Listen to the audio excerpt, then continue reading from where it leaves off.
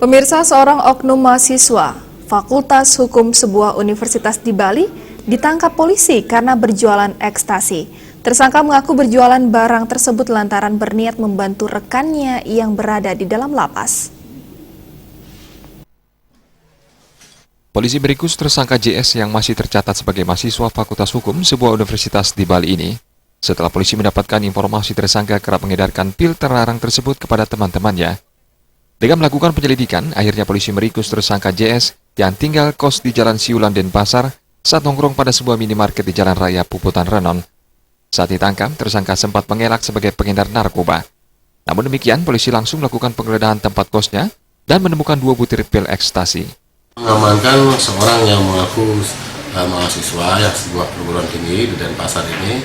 Jadi kita mengamankan 2 butir ekstasi merupakan sisa dari 240 ekstasi yang sebelumnya sudah diedarkan. Kepada petugas, mahasiswa semester 10 tersebut mengaku sudah sejak sebulan lalu mengedarkan pil ekstasi di wilayah Kuta.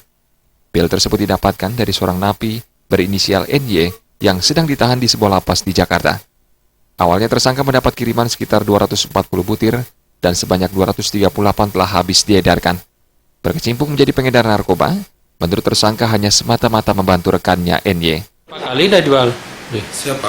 Ini narkoba. Oh, di sini pertama saya Pertama berapa dapat 240. butir? Iya. Udah habis itu? Sisa 2. Kurangnya apa ini? Oh, NBC itu. LBC. NBC. Ya, Sekarang di mana? Hanya 130. Di Jakarta Orang saya di jual. Salemba.